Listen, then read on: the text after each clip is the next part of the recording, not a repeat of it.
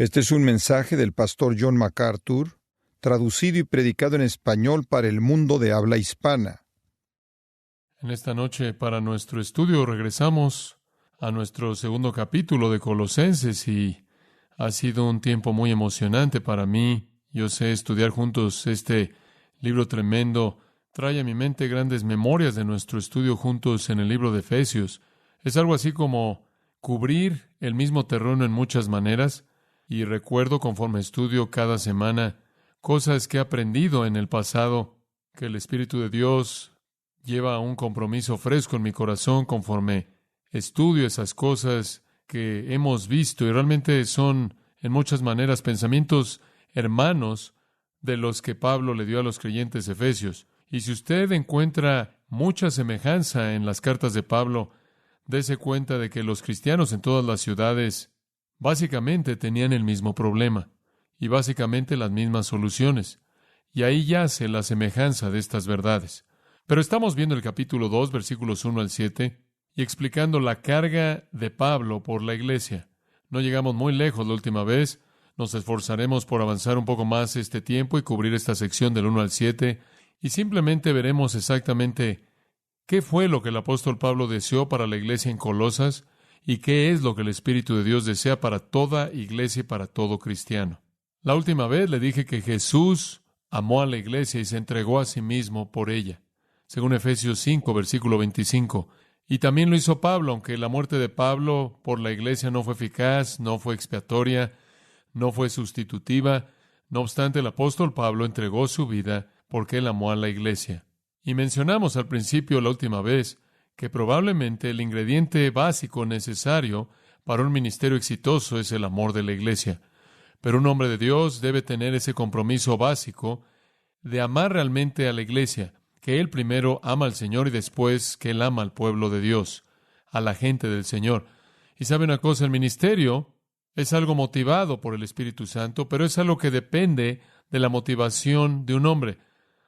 No hay nada de que en cierta manera usted, como en algunas situaciones de empleo, dice tengo que hacer esto y tiene que hacer aquello y tiene que hacer lo otro.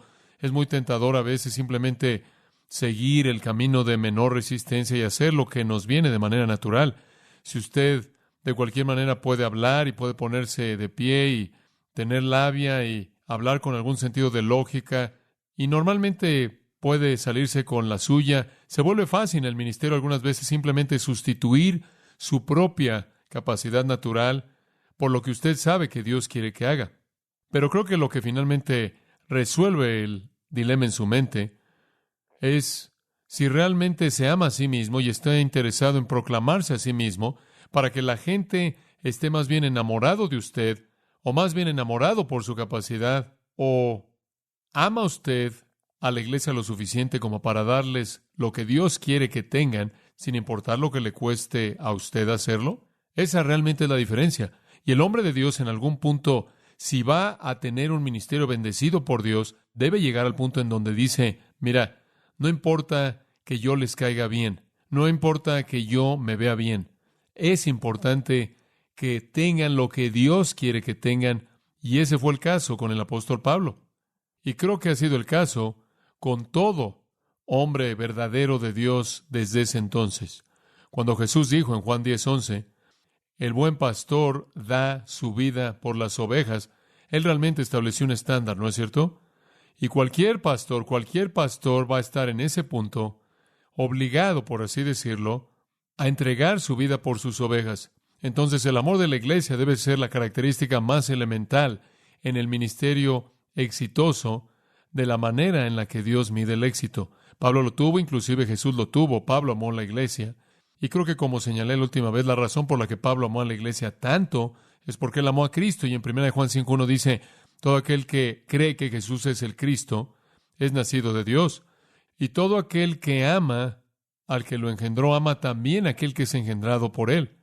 Por esto sabemos que amamos a los hijos de Dios cuando amamos a Dios. Y entonces Juan dijo, la gente que ama a Dios van a amar al Hijo. Y la gente que ama al Hijo van a amar a la gente engendrada por el Hijo, esto es, los hijos de Dios. Entonces, ligado con su amor a Dios y su amor por el Hijo de Dios, el Señor Jesucristo, habrá un amor por la iglesia. Y esto es evidente en la vida de Pablo. Ahora, debido a su gran amor por los santos, él dice en el versículo 1 del capítulo 2, quiero que sepáis cuán gran agonía, sostengo por vosotros y por los que están en la Odisea y por todos los que nunca han visto mi rostro. No solo por ustedes, sino por cualquier otra persona. Es obvio que amo a la gente con la que he estado, pero inclusive amo a la gente con la que nunca me ha visto, aquellos que constituyen a la iglesia, y debido a eso, cuando veo la dificultad en la que están, cuando veo el ataque bajo el que están en términos de enseñanza falsa, cuando conozco las ansiedades de vivir la vida cristiana y caminar la vida cristiana, tengo un sentido de agonía y lucha por ustedes, y eso viene porque los amaba. Ahora, su amor tenía incorporado ciertas metas para los creyentes. Es como un padre que tiene ciertas metas para sus hijos. Puedo acordarme de mi papá, siempre me decía que nunca iba a llegar a nada. Él me decía eso todo el tiempo. Me decía, mira, quiero que llegues a hacer algo. Vienes a casa, en esos días solían darte una N, lo cual significaba que básicamente no estabas aprobando, no era suficiente. De hecho, creo que era no satisfactorio. Significaba que no aprobabas. Y solía recibir muchas Ns, y solían frustrar a mi padre hasta que él no podía más. Lo siento por eso, pero bueno, siempre escribían la misma letra en la parte de abajo. Johnny tiene potencial que no ha alcanzado. Y mi padre solía decirme, tengo este deseo porque llegues a hacer algo. Y yo decía, bueno, ¿por qué te importa si llego a hacer algo o no? Porque te amo. Bueno, nunca realmente entendí lo que eso tenía que ver con eso. Pero después entendí que cuando amas a alguien, tienes ciertas metas para ellos. Yo amo a mis hijos y yo tengo exactamente lo mismo. Cuando uno de nuestros hijos llega a casa con una calificación en donde recibe una calificación no aprobatoria y la reciben, créanme que la reciben. Ustedes no sabían eso. Ustedes pensaban que eran perfectos, ¿verdad? Sí, lo son. Bueno, tenemos una pequeña plática por ello. Algunas veces lleva a más discusión. Y el resumen es, mira, niño, espero más de ti, porque me preocupas y quiero que llegues a algo. Y si significa un poco de esfuerzo por tu parte, y normalmente podemos alentar ese tipo de esfuerzo. Ahora, la razón por la que el apóstol Pablo está diciendo lo que está diciendo aquí es porque su amor tiene ciertas metas. Él se preocupa por estas personas, e incorporada en esa preocupación hay cierta expectativa de que van a llegar a cierta meta. ¿Puedo identificarme con eso como pastor? Lo que me apasiona, lo que me hace desear tanto comunicarles estas cosas, es mi preocupación por ustedes, y me importa que lleguen a hacer algo. Nada rompe tanto el corazón como ver a tus propios hijos espirituales reprobando los exámenes diariamente y llegando con calificaciones no satisfactorias. Y la razón por la que dicen, ¿qué te importa? Me preocupa porque me preocupo por ellos. Y al preocuparme por ellos hay ciertas metas y objetivos que están incorporados en ese tipo de preocupación, ese tipo de amor. Y entonces, conforme el apóstol Pablo, con los colosenses en mente, está derramándoles amor, adopta la forma de ciertas metas para sus vidas, ciertas manifestaciones en su conducta. Y hemos visto en el pasaje, por lo menos a manera de introducción, lo primero de lo que son 5 cosas básicas que él realmente quiere que experimenten los colosenses. Ahora estas características se convierten en una lista para que toda iglesia y realmente todo cristiano se evalúe. Ahora, para comenzar, Pablo agoniza porque la iglesia, número 1, sea fuerte en su corazón. Versículo 2, para que sean consolados sus corazones. Ahora, traducimos ese término fortalecidos en lugar de consolados, porque pensamos que es el énfasis más particular que el apóstol está haciendo aquí. La palabra significa consolar, fortalecer, incluye toda esa idea. Inclusive significa conceder perseverancia. Entonces, son muchas cosas. Pero me parece que el resumen de todo eso, y en lo que Pablo realmente se está concentrando, es que sus corazones sean fortalecidos. La última vez vimos que el término corazón básicamente en la Biblia tiene referencia al intelecto y a la voluntad, a la mente. El hebreo no hablaba del cerebro, él hablaba del corazón. Y el corazón era el área del intelecto y la voluntad, aprender información y actuar en base a esa información, o la voluntad para actuar salía de la mente. Entonces, corazón significa mente. Y lo que él está diciendo es, quiero que su mente sea fortalecida. Quiero mentes fuertes. ¿Por qué? Porque la mente es lo primero que Satanás ataca. ¿Entiende usted eso? Satanás ataca la mente con mentiras. ¿Él es el padre de qué? De mentira. Él trae verdad falsa, información falsa y ataca la mente con esto y dirige la conducta que responde. Y entonces es necesario tener una mente fuerte. Ahora, el término en la Biblia corazón generalmente se usa para referirse a la mente o el intelecto. Ese es su significado técnico. Aunque yo añadiría, hay ocasiones en las que corazón es usado en un sentido no técnico para referirse a la totalidad del ser interior del hombre. Pero cuando es usado en su sentido técnico, tiene referencia a la mente o al lugar del conocimiento, el cual básicamente es el inicio de la acción.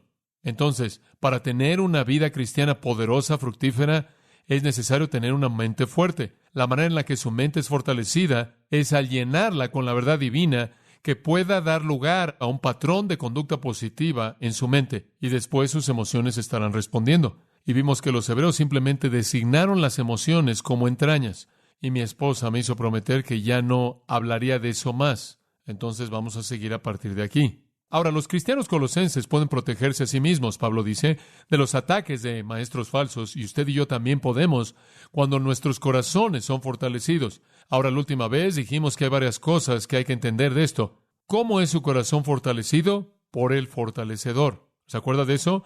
Y podemos tomar la palabra consolador como aparece Paracletos en Juan 14, 15 y 16, y está bien traducida, fortalecedor. Entonces es el Espíritu Santo quien nos fortalece.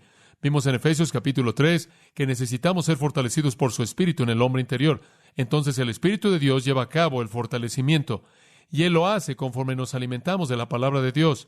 Él lo hace mediante pruebas y dificultades que enfrentamos. Él lo hace mediante otros maestros cristianos que nos ministran en el Espíritu y nos fortalecen, como en 1 de Tesalonicenses 3:2. Y envié a Timoteo, nuestro hermano y ministro de Dios, y nuestro colaborador en el Evangelio de Cristo, para establecerlos y fortalecerlos.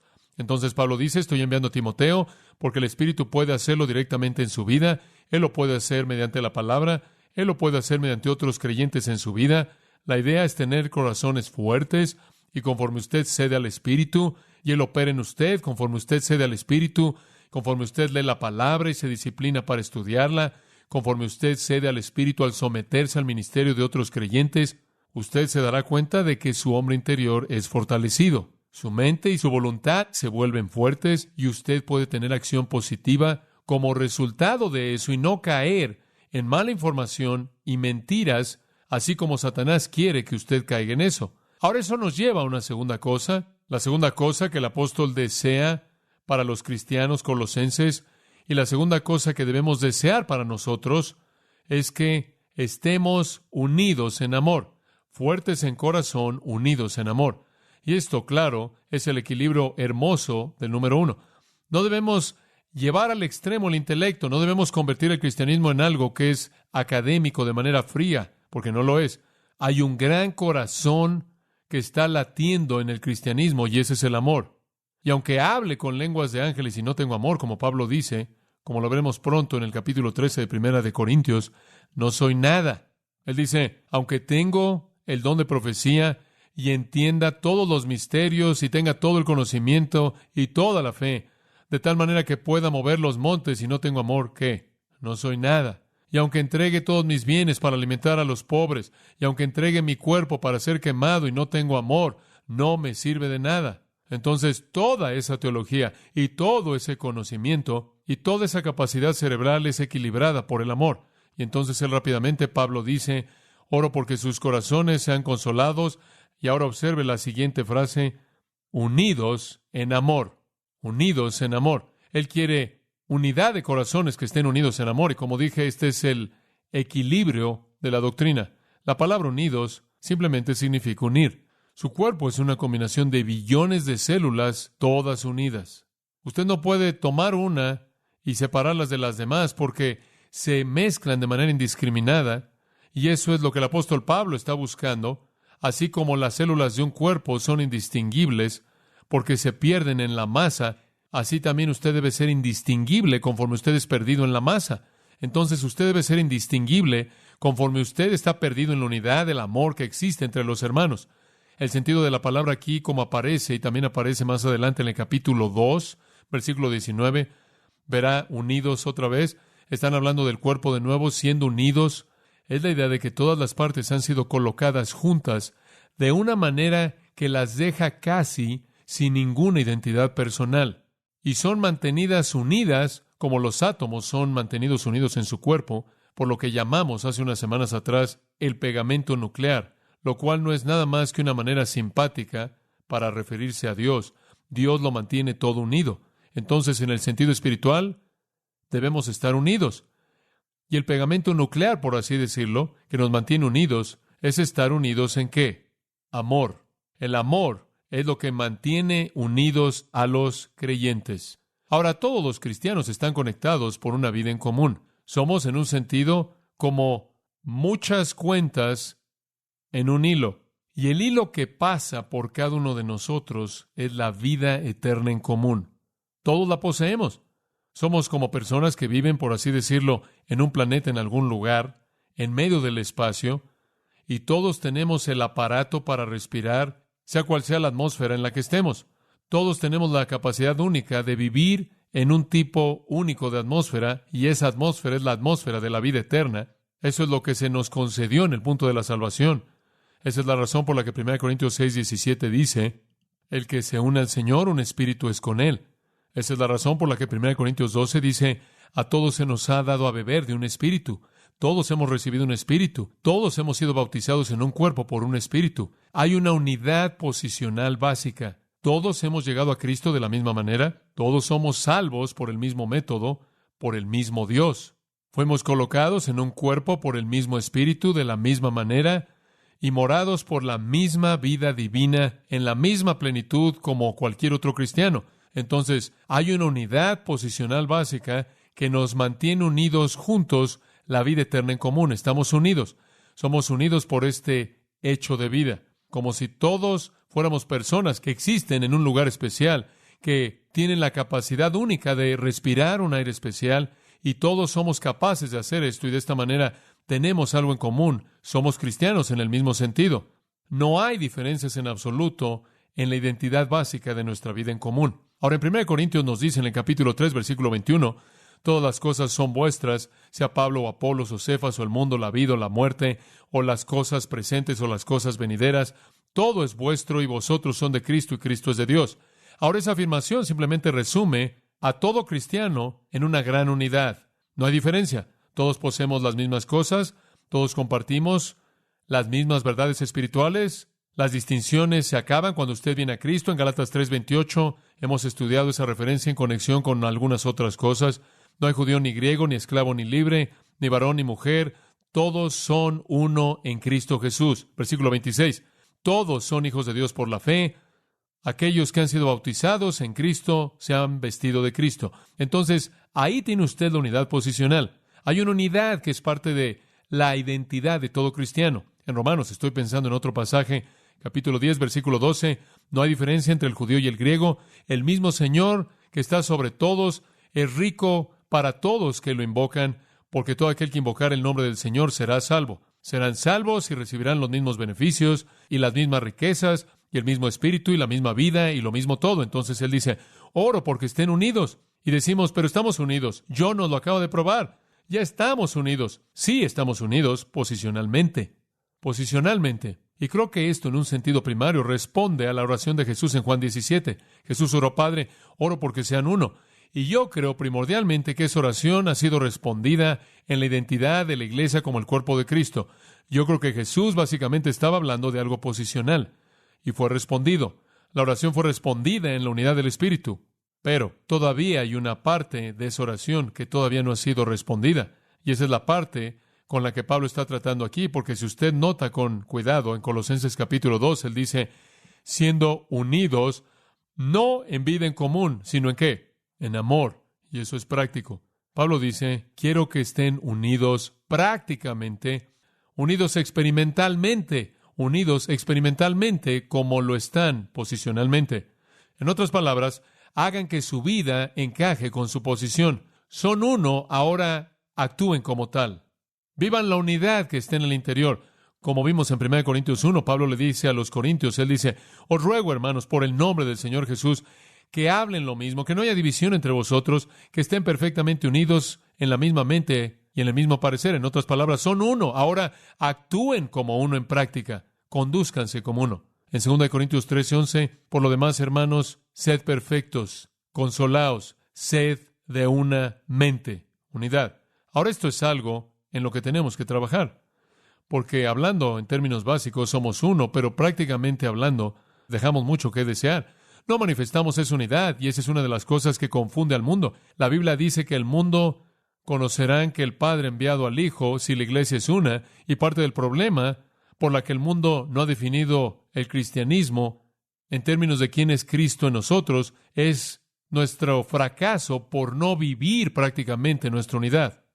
En Hechos 11:22, entonces estas noticias llegaron a los oídos de la iglesia que está en Jerusalén y enviaron a Bernabé para que fuera hasta Antioquía. Y cuando él llegó y vio la gracia de Dios y tuvo gozo y los exhortó a todos, escuchen, a que con un propósito de corazón se aferraran al Señor. Ahora él les está diciendo, tienen que trabajar en aferrarse. Son salvos, hay una unidad básica, pero quiero que todos ustedes se aseguren de que se aferran al Señor, y eso manifestará esa unidad que debe estar ahí en un sentido visible.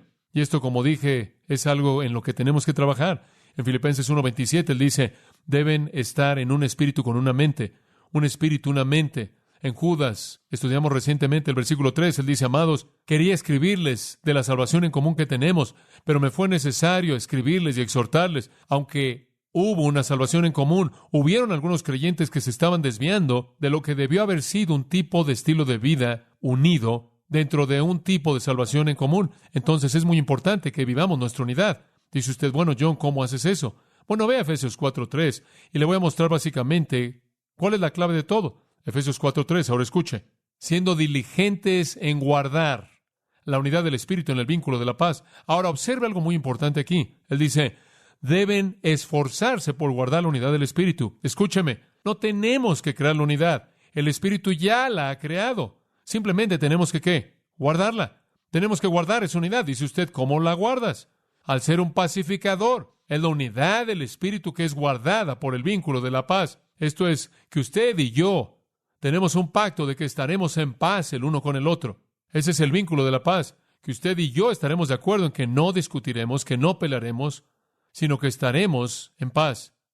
Somos pacificadores y guardaremos la unidad del Espíritu que Él ya ha colocado ahí posicionalmente, la guardaremos y permitiremos que se vea esa manifestación práctica al ser pacificadores.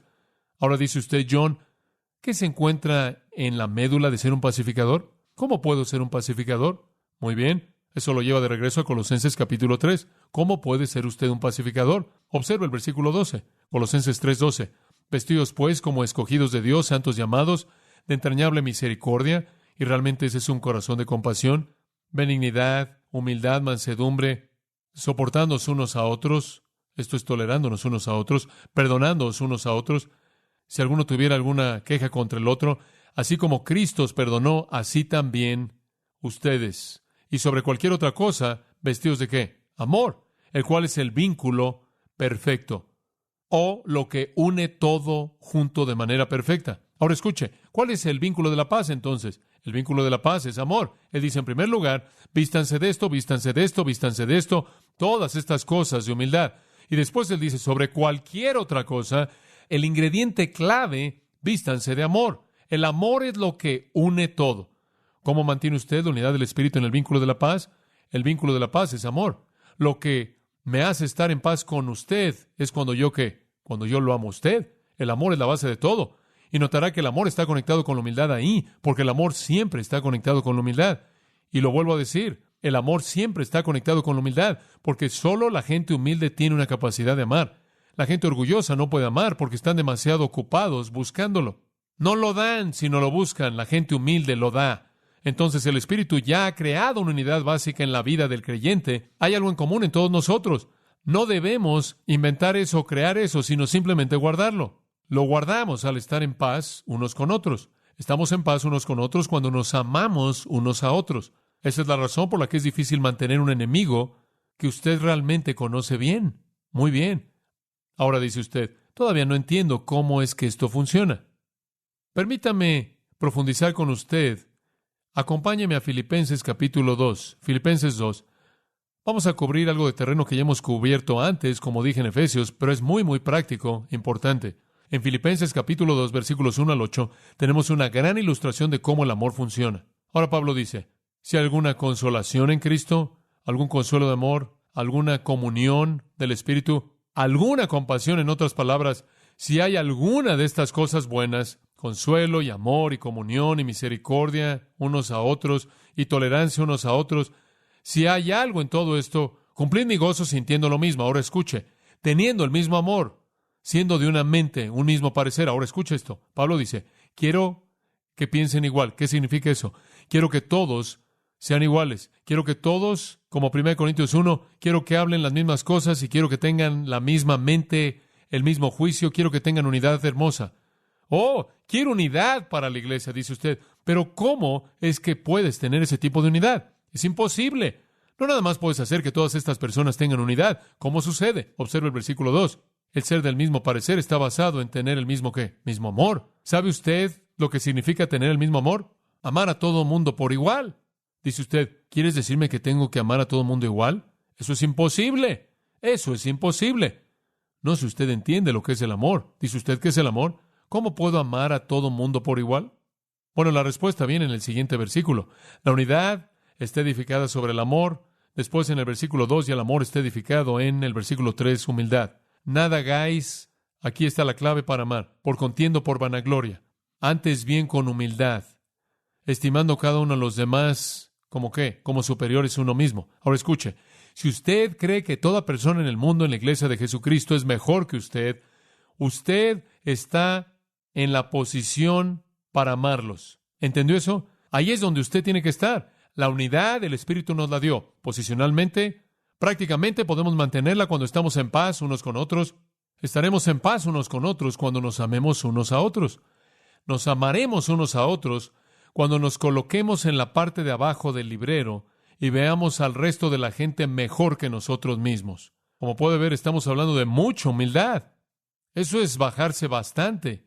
El versículo 4 dice, no mirando cada uno por lo suyo propio, sino cada cual también por lo de los otros. Esté más preocupado por alguien más de lo que está usted preocupado por usted. Dice usted, ¿quién puede jamás llegar a vivir así? Oh, aquí hay uno, versículo 5. Haya pues en vosotros este mismo sentir que hubo en Cristo Jesús, el cual siendo en forma de Dios, no pensó el ser igual a Dios como cosa que aferrarse, sino que se despojó a sí mismo, tomando forma de siervo, y hecho en la semejanza de hombre, se humilló a sí mismo, haciéndose obediente hasta la muerte, muerte de cruz. Ahora deténgase ahí. Jesús, la ilustración perfecta de la humildad. Él vino desde el cielo a la tierra. Él, quien fue rico, como Pablo dice en 2 Corintios 8, se hizo pobre para que mediante su pobreza fuésemos hechos ricos. Jesús, quien estuvo más allá que cualquiera de nosotros, no consideró como cosa que aferrarse el ser igual a Dios, sino que se despojó a sí mismo, tomando forma de siervo y murió por nosotros. Esa es la mente de la humildad. Esa es una mente que dice, si hago algo, voy a vivir en sacrificio personal total. Si te beneficia, sea quien seas, ¿se da cuenta? Eso es tener el mismo amor, eso es amar a todo mundo por igual. Y cuando usted comienza a ser humilde, entonces comienza a amar. Y cuando usted comienza a amar, entonces habrá unidad. Y después el vínculo de la paz existirá y estará guardando aquello que el Espíritu de Dios desea. Ahora dice usted, me gustaría ser humilde y amar a la gente. ¿Cómo se manifiesta a sí mismo? ¿Cómo los amo? Me siento en una esquina, en un rincón y siento algo por ellos. Siento algo cuando pienso en ellos. ¿Cómo los amo? Hago como en algunos lugares en donde abrazo a todo mundo todo el tiempo. ¿Cómo amo a la gente?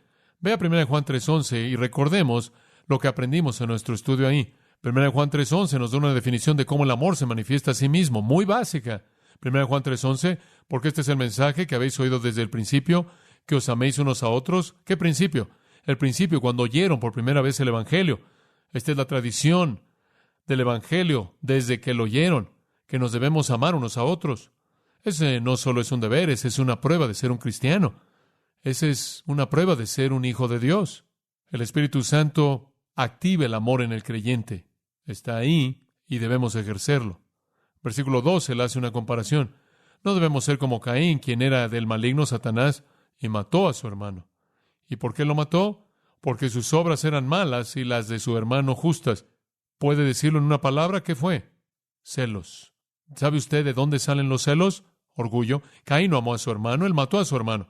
Los celos estuvieron detrás del acto de Caín, y los celos es la vida al nivel de los hijos del diablo. Satanás primero creó la rebelión en el cielo porque él estuvo, ¿qué? Celoso.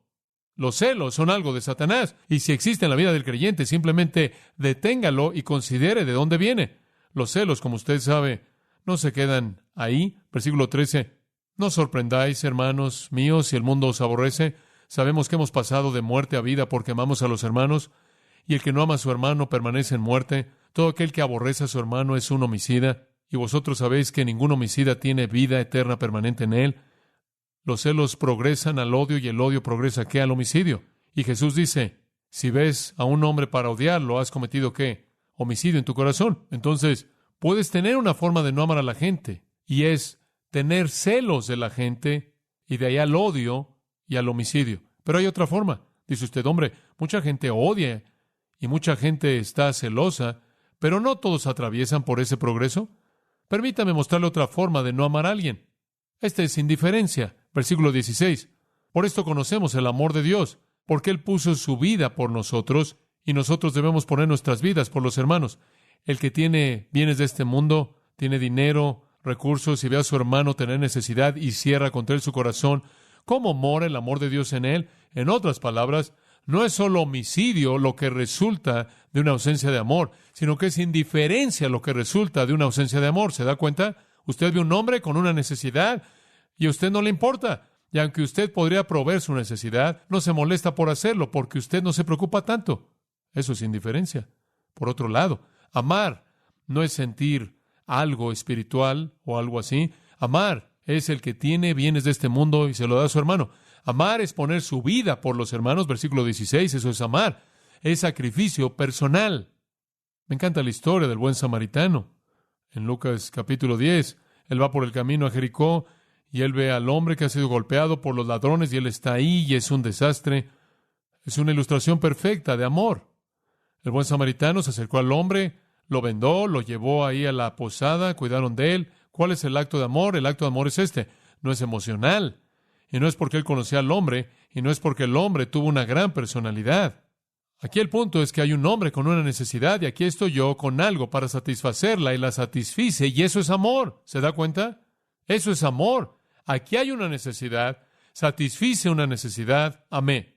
Y la emoción viene en la parte de atrás, y aquellos que han hecho eso han experimentado la emoción que viene siguiendo ese tipo de acto. ¿Ve usted una necesidad? ¿Satisface una necesidad? Usted amado. Ahora eso es lo que Pablo dice. Quiero ver eso en la iglesia colosense. Quiero ver en la iglesia colosense a ustedes unidos prácticamente en amor.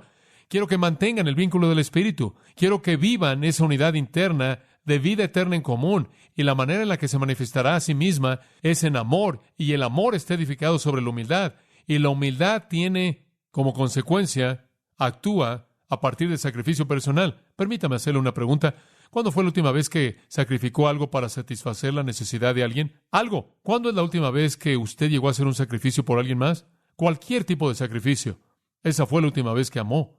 Esa es la última vez que amó. Entonces Pablo está diciendo en Colosenses 2, mi carga por la iglesia es que sean fuertes de corazón y unidos en amor. En tercer lugar, veamos el versículo 2 de nuevo.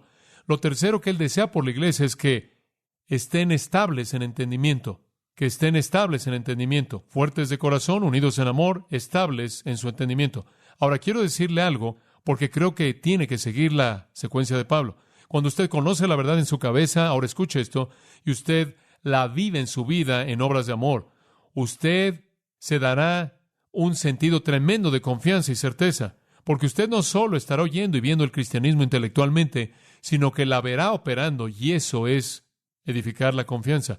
Si alguien se me acerca y trata de negar el cristianismo y me puede dar un argumento intelectual y pueden darme todos los argumentos intelectuales y voy a decir, pero espera un momento, la he visto operando en mi vida. He visto el poder de Dios dentro de mí. He visto cosas pasar que sé que Dios me estaba capacitando para hacerlas porque normalmente yo no hago ese tipo de cosas hacia otras personas. He visto a Dios operando. La gente se me acerca y dice, bueno, tengo dudas de mi salvación, conozco todos los versículos y he leído todos los libros y tengo todo eso, pero tengo dudas. ¿Sabe por qué? Porque todo eso nunca ha sido vivido. Nunca se han convencido a sí mismos de que el cristianismo es creíble porque no lo han vivido, no lo han visto en operación. ¿Se da cuenta? Ese es el lado subjetivo del cristianismo. Es cuando vivimos en ese tipo de amor que nos volvemos estables en nuestro entendimiento, que nos convencemos de que somos personas de convicción. Y eso es lo que él está diciendo. Observa el versículo 2. Para que sean consolados sus corazones, unidos en amor, hasta alcanzar todas las riquezas de pleno entendimiento. Deténgase ahí. Las riquezas del pleno entendimiento. Quiero que tengan confianza. Eso es lo que certeza significa. Quiero que estén seguros en sus mentes. Ahora usted conoce a muchos cristianos. ¿No es cierto que hay muchos, como Efesios 4:14 dice, que son aventados por doquier de todo viento de doctrina? ¿Sabe por qué? Porque nunca han sido edificados por el amor. No solo por el conocimiento de la verdad, sino por la operación de la verdad. Entonces Pablo dice, quiero que tengan un entendimiento gratificante, completo, de la verdad espiritual, lo cual incluye la operación de la misma de una manera amorosa en su vida, para que estén atrincherados de manera sólida en el conocimiento de la verdad, con estabilidad, con confianza, teniendo certeza plena de entendimiento. Ahora, de aquí viene la certeza. No solo viene de leer libros acerca de la certeza, viene de vivirlo. Viene de que su vida esté tan entregada a este patrón que el Espíritu de Dios está demostrando y demostrando y demostrando y demostrando a través de su vida y usted tiene confianza. Entonces, la verdad encuentra un cimiento sólido en un corazón fuerte y después se manifiesta en el amor de los creyentes y produce como resultado una convicción profunda. Usted recibe la verdad en su mente, su voluntad es fortalecida, se manifiesta a sí misma en amor obediente a otros y el resultado es una convicción estable de que esto es verdad. Y entonces la conducta tiene mucho que ver con vivirlo. Cada obra buena, cada acto de amor, mete otro clavo en su certeza. La doctrina en la mente, amor operando, entonces viene la certeza estable. Este es el tipo de vida a la que se refiere hablando la verdad en amor. Efesios 4, hablando la verdad en amor, edifica esa confianza. Veamos ahora la frase en el versículo 2. Todas las riquezas de pleno entendimiento. Ahora, eso está algo enredado en español. Permítame ver si puedo avanzar un poco. Hasta alcanzar todas las riquezas de pleno entendimiento. Literalmente lo dice así. Las riquezas completas del entendimiento estable. En otras palabras, él dice, quiero que experimenten todas las riquezas que están disponibles para ustedes cuando están sólidos y cuando están ciertos de lo que tienen. En otras palabras, no pueden reclamar estas cosas y realmente disfrutar de estas riquezas a menos de que realmente estén ciertos de que son de ustedes, ¿verdad? ¿Alguna vez simplemente se ha sentado y ha contemplado cómo va a ser el cielo? Yo lo he hecho, simplemente pensando en esto. Hombre, simplemente lo pienso y es mío, y me emociono por ello y me siento rico. Voy a estar allá arriba poseyendo todo el universo. Oh, las riquezas de esa promesa, pero si tuviera dudas y estuviera diciendo, oh, no sé si voy a llegar ahí. Sé que la Biblia dice, pero no tengo, no lo podré disfrutar. Lo pienso y digo, quizás no llegue ahí. Y dejaría de ser riquezas para mí y me volvería pobre. Pobre de mí, no sé si... Usted tiene que tener esa confianza que viene con el entendimiento estable, completo, y después usted sabe que es rico. Pedro dice, más vale que añadas a tu fe virtud, y esto, y esto, y esto, y segunda de Pedro, esto, y esto, para que vuestra vocación y elección sea segura. No segura para Dios, ya es segura para Él, pero segura para usted. Y conforme su vida se vuelve santa y su conducta manifiesta lo que está en su interior, usted tiene un entendimiento estable de lo que es de usted y usted puede disfrutar cuán rico es usted. Ahora él dice, quiero que tengan un entendimiento estable. La palabra entendimiento simplemente significa hechos conectados con la conducta. Hechos conectados con la conducta. El verdadero entendimiento no le pertenece a nadie más que a los cristianos. El hombre natural, ¿qué? No entiende. Efesios, una afirmación muy simple, 4:18, dice, los paganos tienen entenebrecido el entendimiento. No entienden, su entendimiento está entenebrecido. Romanos 1:31, sin entendimiento. Romanos 3:11, no hay quien entienda. El hombre no regenerado no tiene verdad conectada a la conducta. Su mente está en blanco. Pablo dice, quiero que tengan un entendimiento estable. Quiero que entiendan. Pablo, dice usted, ¿qué quieres que entienda? Quiero que entiendas la voluntad de Dios y todo lo que esté involucrado en ello. Efesios 5:17, escuche, lo cito. Y no seáis necios, sino entendidos. ¿Qué dice el resto? ¿De cuál es la voluntad del Señor? ¿Qué es lo que Dios quiere que usted entienda? La revelación de la voluntad de Dios. Y le voy a decir, entre más estudie usted, entre más su mente está llena, eso comienza a fluir a través de usted en términos de operación, en términos de conducta, más entiende usted cuán rico es usted en realidad. Y usted puede disfrutar de la vida cristiana. Y las cosas del mundo significan menos y menos y menos. Y usted descubre que las cosas que usted inicialmente no podía soltar, finalmente las puede dejar. Usted sabe dónde están las verdaderas riquezas. Y usted puede comenzar a hacer lo que Jesús dice con confianza. Haceos, ¿qué? Tesoros en el cielo. Porque usted sabe ahora que allí es donde está su confianza. Porque donde esté vuestro tesoro, allí estará vuestro corazón. Y hasta que usted tiene un corazón que está estable y cierto y tiene confianza en Dios, usted se va a aferrar a algunas cosas en el mundo. Pero cuando su mente tiene confianza y su conducta está arraigada en esa confianza, usted va a tener el tipo de certeza que le permite usted dejar eso y confiar en las riquezas verdaderas. Dice usted, ¿cómo es que obtienes esa certeza? ¿Cómo obtienes esa confianza? Bueno, necesita orar por ella, creo yo. Orar simplemente lo mantiene reconociendo la fuente de dónde viene. Colosenses 1:9, ¿se acuerda que lo estudiamos? Él dijo, hemos orado desde el día que lo oímos y no dejamos de orar por vosotros, deseando que seáis llenos del conocimiento y sabiduría en todo entendimiento espiritual. Entonces oramos por ello, porque Dios nos muestre claramente su voluntad. En 2 Timoteo 2:7, considera lo que te digo y el Señor te dé entendimiento. Tenemos que reconocer que nuestro entendimiento, nuestra certeza estable, viene de Dios, viene de Él, mediante la oración, mediante la palabra, mediante la conducta. Obtenemos esta confianza. Entonces, Pablo tiene una oración simple aquí, una carga simple, que el creyente tenga en su cerebro verdad revelada, que la vea manifestada en su conducta amorosamente, y que tenga como resultado una posición sólida, estable, de certeza confiada en la verdad, y que él entonces pueda disfrutar de las riquezas que son de él. ¿Y sabe una cosa? Simplemente como comentario a pie de página aquí, Pablo realmente está hablando de que los cristianos tengan algo de convicción, de que realmente tengan algunas convicciones sólidas.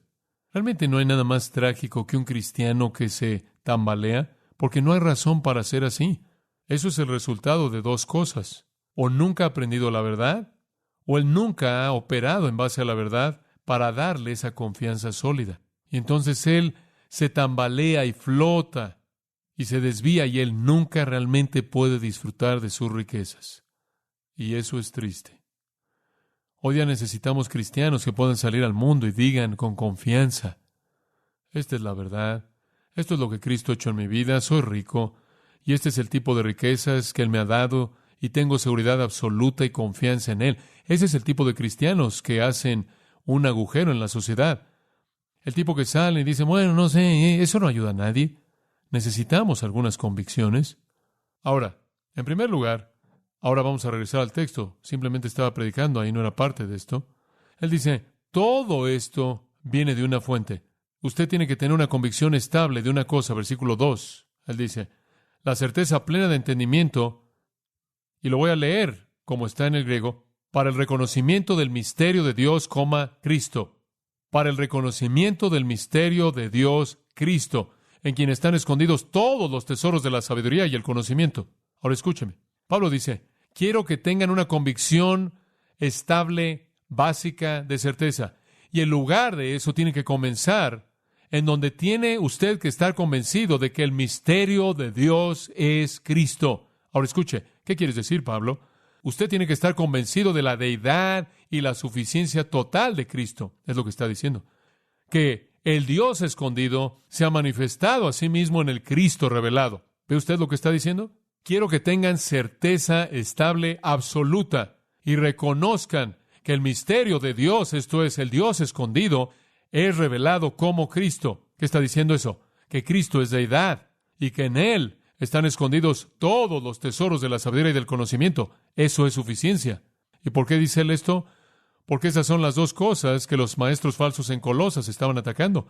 La deidad de Cristo y su suficiencia para salvar. Y él dice, tienen que comenzar aquí. Deben tener una convicción estable acerca de la deidad de Cristo y su suficiencia. Y estas personas llegaban a Colosas atacando la deidad de Jesucristo. Estaban diciendo que Jesús simplemente era una de esas emanaciones. ¿Se acuerda que hablamos de eso? Simplemente una especie de ser angelical ahí a lo largo de la fila, una buena emanación, un buen espíritu como muchos otros. Y estaban diciendo, no es suficiente venir a Cristo para salvación. Él simplemente es un peldaño en la escalera. Usted tiene que tener súper sabiduría y tiene que buscar algún conocimiento misterioso, etcétera, etcétera. Y Pablo está diciendo, miren, no quiero que se metan con eso. Quiero que tengan una certeza absoluta, estable, acerca de las riquezas que tienen. Y lo primero de lo que tienen que estar seguros es que este Cristo no es ningún otro que el Dios escondido revelado. Él es deidad, número 2, en el versículo 3. Que en Él está toda la suficiencia. Ese es su punto. Una convicción estable acerca de Cristo. Si usted está titubeando aquí, está en problemas.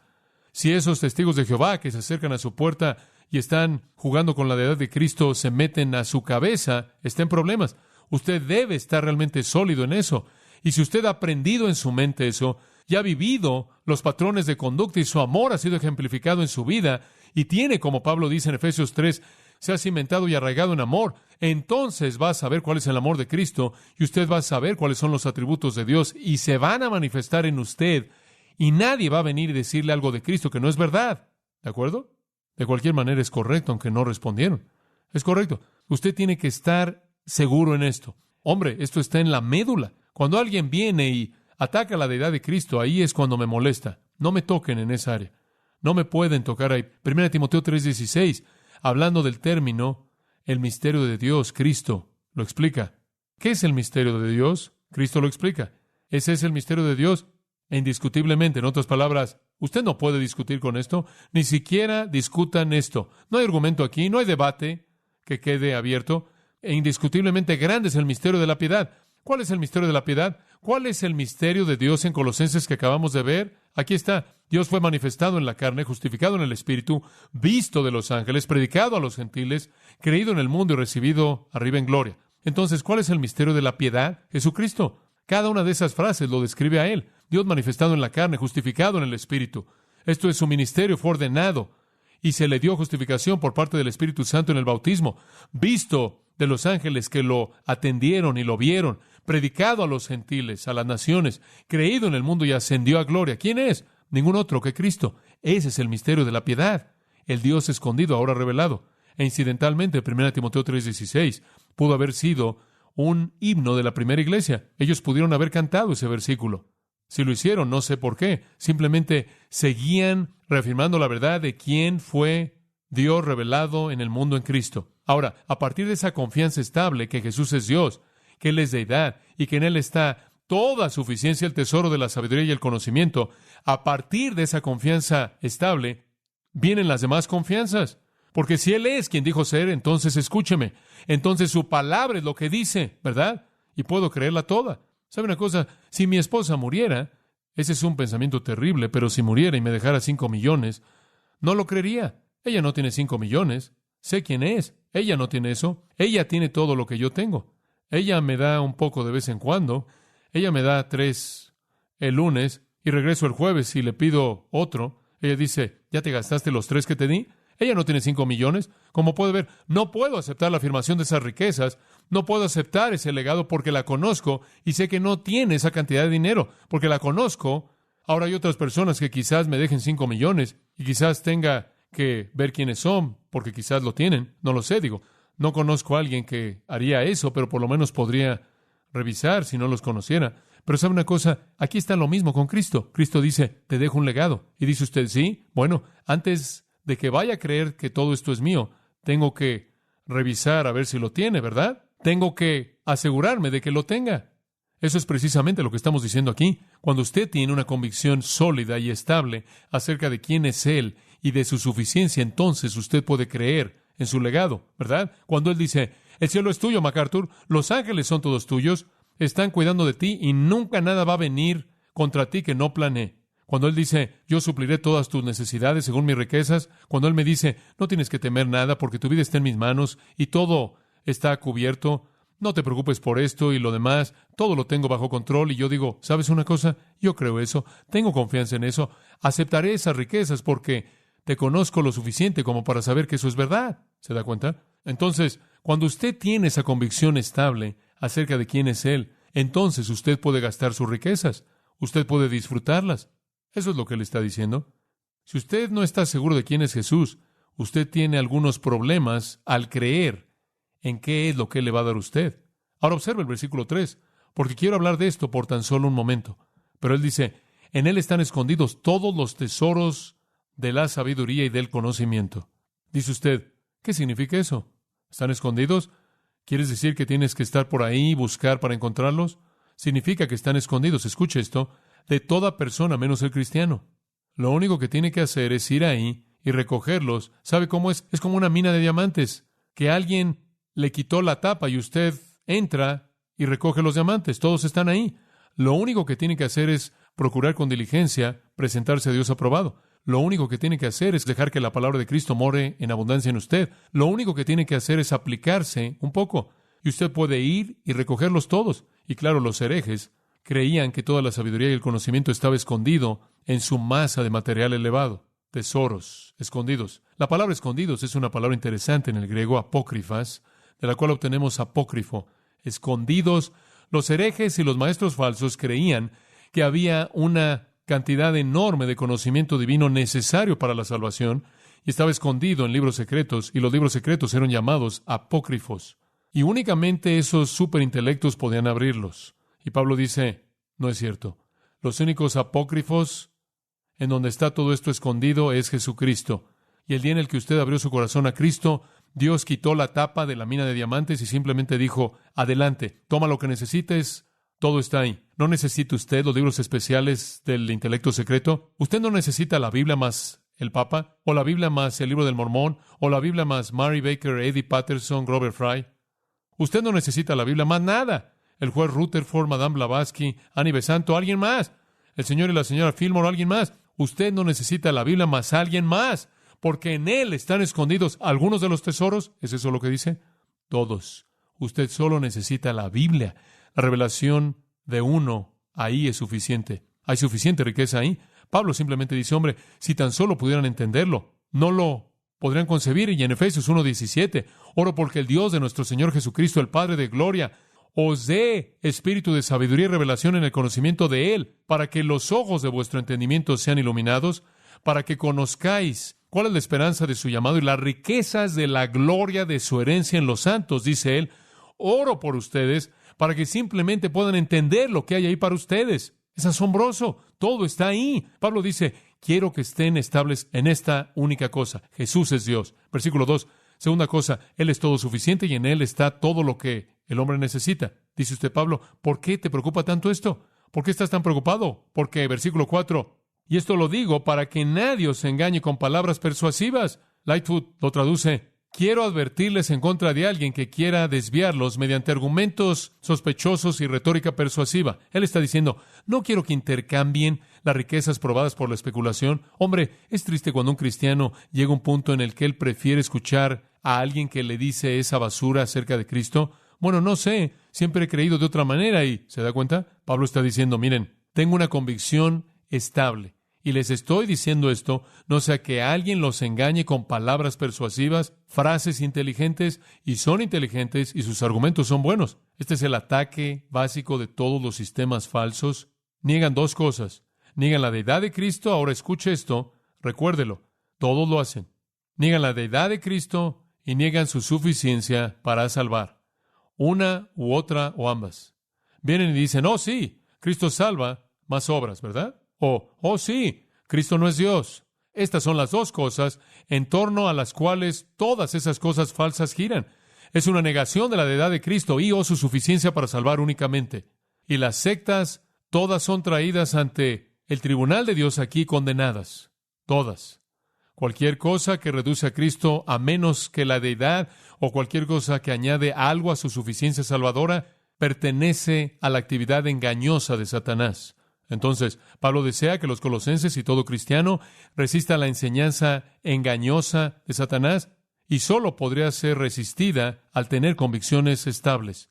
confianza profunda. Después él dice en el versículo 5, porque aunque estoy ausente en cuerpo, no obstante en espíritu estoy con vosotros, gozándome y mirando vuestro buen orden y la firmeza de vuestra fe en Cristo. Él dice, ahora les acabo de advertir, les acabo de decir lo que siento, pero simplemente estoy diciendo gracias porque aunque no estoy aquí en espíritu, mi hombre interno, estoy agradecido porque todavía no se han colapsado. Estoy agradecido porque todavía están aguantando. Él dice, me da gusto porque están aguantando. No puedo estar físicamente presente. Estoy ligeramente detenido durante 3 o más años como prisionero en Roma. No veo esperanza inmediata de ser liberado, pero ciertamente los apoyo en mi espíritu y estoy tan emocionado por saber que están aguantando. Tengo una confianza feliz porque, debido a que, observen esto, es un hermoso pensamiento, su orden y firmeza. Ambas palabras son términos militares. La palabra orden es una palabra interesante, significa rango, significa una columna de soldados. Aún están manteniendo el rango. ¿Sabe usted lo que sucede cuando un ejército comienza a perder la batalla? Las filas comienzan a vaciarse, comienzan a dispararles. Esto viene desde atrás. El ejército salía en una falange y comenzaban a dispararles, y comenzaban a caerse. En algunas de las películas antiguas, los británicos solían hacer eso. Atacaban en fila. Fue lo más torpe que jamás vi. Todos salían corriendo ahí. La mitad de ellos eran matados. Todos regresaban y reordenaban la fila. Y era de este tamaño, ¿se da cuenta? No es sorprendente que ganamos la revolución, matando a los patos que están ahí, usted sabe. Pero estaban ahí en fila y se mantenían en fila y atacaban en fila y usted trataba de romper sus filas. Y él está diciendo, ustedes pueden estar siendo atacados, pero nadie se ha salido de la fila. Todo mundo se mantiene en una columna. Están ahí en la fila. Nadie ha sido matado aún. Y eso es bueno y estoy contento. Dice usted, ¿por qué está él tan emocionado? Escuchen, una onza de prevención, ¿verdad? Y después él usa otro término, firmeza, stereoma. Esto de nuevo habla de un frente sólido de soldados, listos para resistir el shock del ataque. Y esto habla más no de las filas que no se rompen, sino de la solidaridad. No solo usted permanece en su fila, sino, hombre, está usted firme cuando el shock de la batalla llega y ¡boom! Usted lo va a detener y me regocijo. Son obedientes, son disciplinados, están en su fila y van a resistir el ataque y eso me hace estar feliz. Sin embargo, advierto, y les digo a ustedes, Grace Church, nadie que yo conozco ha sido derribado en las filas, aunque estoy seguro de que hay algunos que están siendo atacados, y hasta ahora me siento como si cualquier cosa que nos golpeara la resistiríamos. Estaremos ahí, pero les advierto, sucedió en iglesias en donde el apóstol Pablo fue el pastor. Años después, permanezcan firmes. Entonces, ¿qué dice él? Fuertes en corazón, unidos en amor, estables en entendimiento. Permítame darle una cuarta. Andando en Cristo. Versículo 6. Por tanto, de la manera que habéis recibido al Señor Jesucristo, andad en Él. Ahora, debido a que todas esas cosas son verdad, por lo tanto, ahora están estables en Cristo, tienen confianza por Cristo, están firmes en Cristo. Si esa es la verdad, entonces sigan andando en Cristo, no se desvíen, no cambien. De la manera que habéis recibido al Señor Jesucristo, aoristo, lo cual habla de un punto decisivo en el pasado, recibieron a Cristo, lo recibieron como Señor, lo declararon como Señor, tienen una certeza estable de confianza, por lo tanto, sigan andando en Él, no se desvíen. ¿Y qué significa andar? Estilo de vida diario, conducta diaria, sigan andando en Él.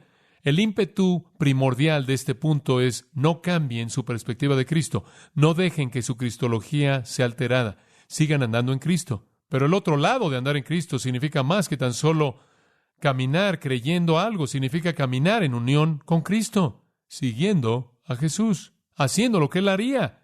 Me acuerdo cuando era un niño, mi padre me decía, ¿crees que eso es lo que Jesús habría hecho? No. Lo mismo que dicen mis hijos, no. Pero ese siempre fue el estándar en mi casa. ¿Qué es lo que Jesús habría hecho? No solo mantener fe continua en Él, en una convicción firme, estable, sino mantener un patrón de vida continuo, imitándolo a Él. Pablo dice, esto es lo que oro por ustedes. Si lo han recibido, no lo dejen, sino caminen como Él caminó. anden como Él anduvo. Vean 1 de Juan 2:6, ¿no es eso lo que Él dice? El que dice que permanece en Él debe andar como, ¿qué? Él anduvo. ¿Cómo anduvo Él? ¿Cómo caminó? Él anduvo en amor, Él anduvo en sabiduría, Él anduvo en la verdad, Él anduvo en el Espíritu, Él anduvo en santidad. Todas esas cosas describen el andar del cristiano en Efesios capítulo 4 y el capítulo 5 y fueron características de Cristo. Entonces, si usted es cristiano, imítelo a Él. El coro cantó esta noche, ¿no es cierto? Ser como tú. Ahí está. Ese es el todo de las partes. Aprendo en mi cabeza, vivo en mi vida, tengo una convicción estable de que Jesús es quien Él dijo ser, y después hago que la meta de mi vida sea ser como Él, andar como Él anduvo, hacer que mi estilo de vida sea como su estilo de vida. Después Él añade 4 participios en el versículo 7, digamos para resumirlo. Arraigados, e incidentalmente los tiempos de los verbos aquí son de importancia crítica, es un participio perfecto. Habiendo sido arraigados, debido a que ya han sido arraigados en Él, deben andar en Él.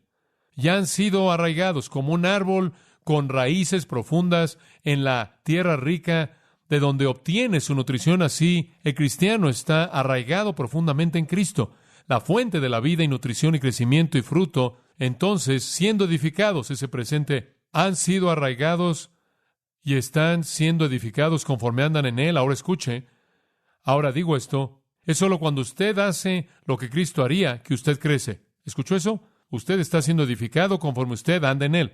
Cuando usted hace las obras de la carne, usted no está edificándose a sí mismo, ¿verdad? ¿Qué está haciendo? Usted está destrozándose a sí mismo. Entonces, usted es edificado cuando usted anda en Él, cuando usted lo obedece. La fuente de eso, claro, es la palabra de Dios. Hechos 20:32. Os encomiendo a la palabra de su gracia, la cual tiene poder ¿para qué? Sobre edificaros. La palabra nos edifica. Judas 20, él dice, amados, edificándoos en vuestra santísima fe. ¿Cómo es que usted se edifica? Al conocer la palabra, la voluntad de Dios y obedecerla. Y usted es edificado. ¿Cuál será el resultado? Usted estará establecido en la fe. Ese es un presente pasivo. Usted se volverá establecido. Dios lo establecerá usted. Usted anda en Él porque usted está arraigado con Él. Y conforme usted anda en Él, usted está siendo edificado solo en términos de lo positivo. Cuando usted anda en Él, y usted no es edificado en ningún otro momento. Y cuando usted está andando en Él y siendo edificado, Dios lo establecerá usted de manera sólida en las cosas que se le han enseñado a usted. Y de pronto usted encontrará que esa información echa raíces en su vida. Bueno, Dios quiere cristianos establecidos, sólidos, con raíces profundas, fuertes, que no son empujados por la información falsa. Y aquí está cómo. Meta la palabra a su mente. Y Él, incidentalmente, ha cerrado el círculo. Él regresa a ser establecido en la fe que se le ha enseñado. Y de regreso aquí otra vez, comienza al alimentarse de la palabra. Déjela producir actividad. Esa actividad le dará una convicción estable. La convicción será que Cristo es quien dijo ser, y después puede reclamar todas sus promesas y comenzar a caminar paso por paso como Él anduvo. Y ahí es de donde su vida vendrá, y conforme usted ande en Él, será edificado, y estará aún más establecido en la fe. Y después hay una cosa final, fuerte en corazón, unido en amor, fuertes en corazón, unidos en amor, estables en entendimiento, andando en Cristo, y finalmente la respuesta a todo esto, abundando en gratitud. Al final del versículo 7, el cuarto de esos participios, y los acabamos de separar porque es el único en la voz activa, es una respuesta a los otros abundando con gratitud, abundando en acciones de gracias. ¿Cuál debe ser la actitud de la vida de un cristiano? Gracias, gracias, gracias por las riquezas que estoy disfrutando, por la vida que estoy viviendo, por el andar que estoy andando. Gracias. Padre, te damos gracias por hacernos ricos. Gracias por el buen tiempo de estudio que hemos tenido esta noche, por el privilegio de aprender las cosas que tienes para nosotros. Te doy gracias por el amor de esta congregación hacia ti y hacia mí, y por mi esposa y mi familia. Gracias por cómo nos has bendecido y nos has hecho ricos en Cristo. Ayúdanos a estar firmes y agradecidos. Oramos en su nombre. Amén. Usted ha escuchado a John MacArthur, maestro bíblico de Gracia a Vosotros. Para más información y acceso gratuito a todos los mensajes de John, así como una lista de libros incluyendo la Biblia de estudio, visite la página web en gracia.org. Gracia a Vosotros y el pastor John MacArthur Se reserva toda protección y el derecho de autor bajo la ley que esté vigente. La información de derechos de autor está disponible en gracia.org, que incluye instrucciones para limitar la duplicación de este archivo digital. Gracia a Vosotros es una organización sin fines de lucro, dedicada a desarrollar recursos desde las enseñanzas del pastor John MacArthur, las cuales ofrecen la verdad de las Escrituras. Por otra parte, estimado oyente, su apoyo en oración y sus donaciones al ministerio nos ayudan a lograr este propósito para equipar a miles de personas de habla hispana. Si desea hacer una donación u ofrenda, puede hacerlo utilizando su tarjeta Visa, Mastercard, Discovery o American Express. Si vive en Estados Unidos o Puerto Rico, puede llamarnos al 1-866-5-GRACIA. Esto es 1-866-547-2242, o desde cualquier otro lugar ingresando a nuestra página web en gracia.org. Y de antemano, gracias por su apoyo.